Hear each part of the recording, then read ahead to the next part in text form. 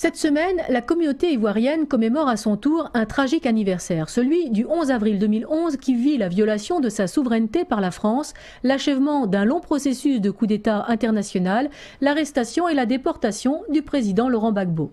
Cela va donc faire 3 ans qu'à l'issue d'un coup de force organisé et encadré par la France de Nicolas Sarkozy, le président Laurent Gbagbo aura été arrêté, puis détenu dans des conditions d'humiliation et de mauvais traitement pendant plusieurs mois, avant d'être déporté à la Cour pénale internationale.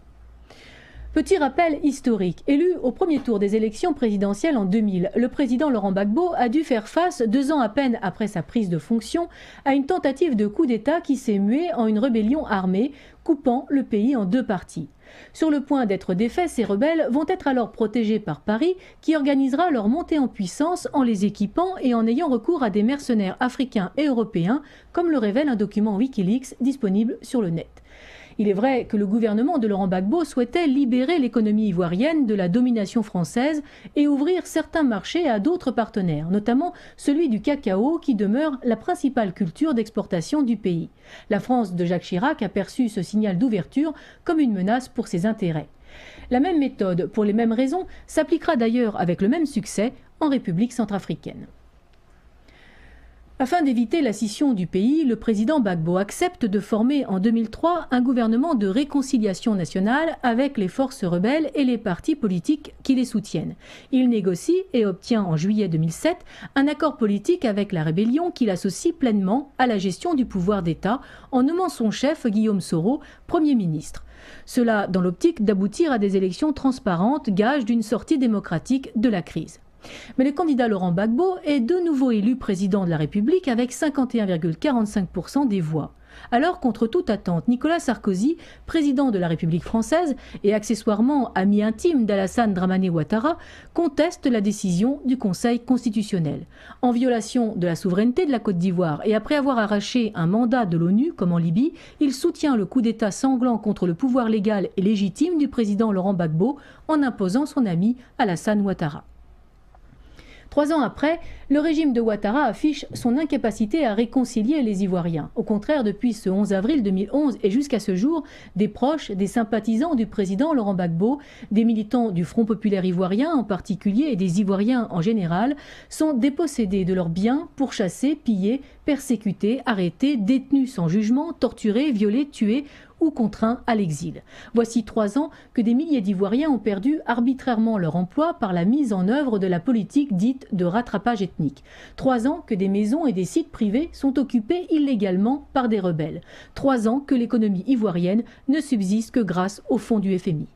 Voici 3 ans que le président Laurent Gbagbo, auteur du célèbre slogan « Asseyons-nous et discutons » et qui est à l'origine du multipartisme en Côte d'Ivoire, a été renversé et déporté le 29 novembre 2011 à la CPI où il est arbitrairement détenu et où vient de le rejoindre Charles Blé Goudé, accusé tout comme lui des mêmes crimes contre l'humanité, viols, persécutions et autres actes inhumains.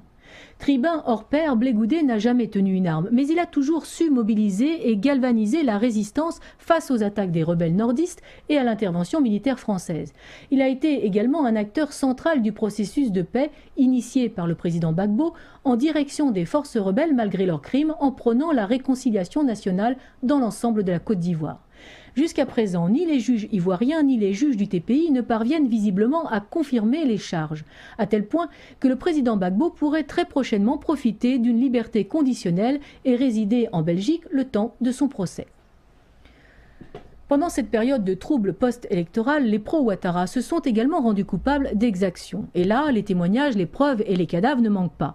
Formant un véritable pouvoir politico-mafieux, des chefs de guerre, aujourd'hui au plus haut poste des forces de sécurité ou ayant pris le pouvoir des principaux secteurs économiques et politiques, seraient visés par la CPI. Étrangement, aucune enquête n'a encore été diligentée contre ceux qui continuent leur entreprise de pillage systématique de la Côte d'Ivoire.